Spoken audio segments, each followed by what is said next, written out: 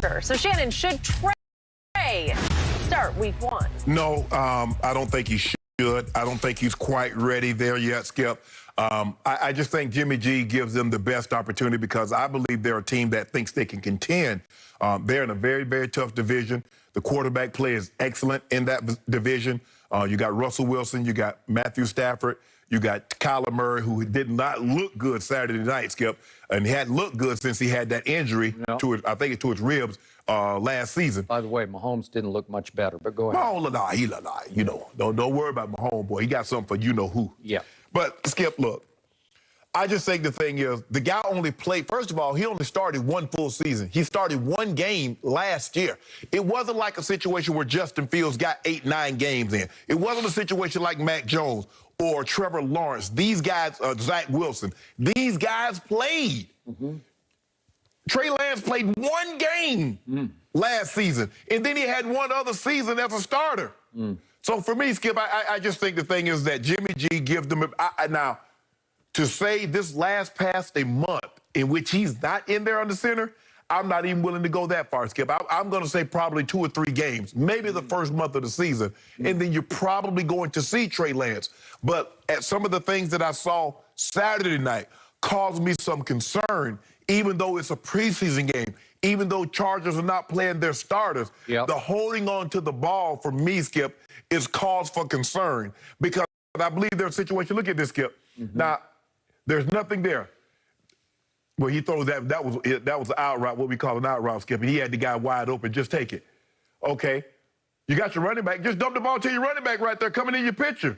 Just dump it to him. And I think sometimes you try to make plays, and you can get away with that in college. And occasionally in the NFL, you see guys will hold the ball and spin, and you see Mahomes and Josh Allen, Lamar Jackson can get away.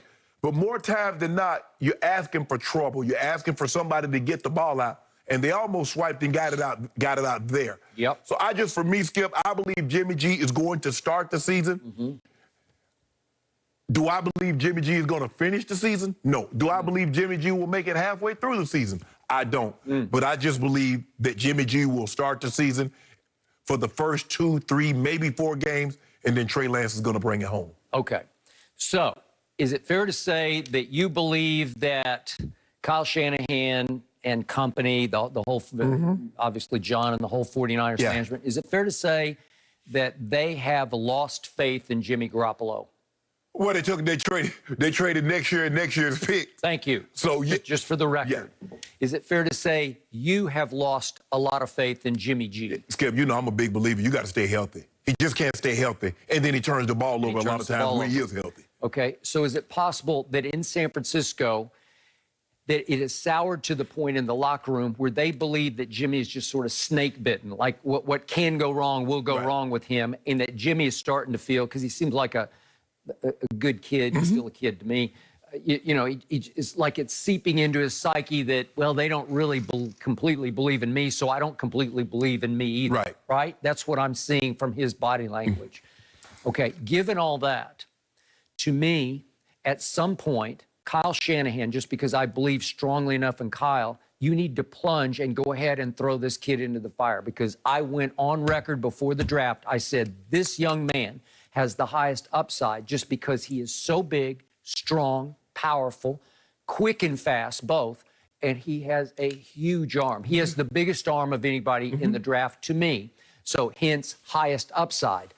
Intangibly, he has huge high upside because we talk about gym rats. He's a film rat too. You know, he likes to break tape down in the Brady Payton fashion. You know, he enjoys spending nights watching tape, and that's what he does for a living. So I think Kyle can work with that. But to your first point was, he had 17 total starts in college football, and they all came for North Dakota State. Well, that's not exactly the best avenue to the National Football League, right? Because last year they played one game because of COVID that he played. They played a spring schedule, but he didn't participate. So he played one college football game last year, and now he's getting thrown into fire after fire in NFL preseason games with a whole lot of heat on him because he knows he has sort of a 50-50 opportunity. That's the way Kyle's presented it, to beat out Jimmy G. So to me, the first two games are at Lions and at Eagles. For this team, it's loaded enough. They can win those games, and I believe they could win them with Trey Lance at quarterback. And then it starts, and it is rough because they got Green Bay on a Sunday night, and then they got Seahawks, and then at Arizona, and then Indy. And then, you know the Colts bring a defense. I know. I got it. And then at Chicago, and then Arizona comes there. It's just going to get nothing but harder. Right. I believe this kid can stand up to that kind of heat and that kind of fire and that kind of a fire test.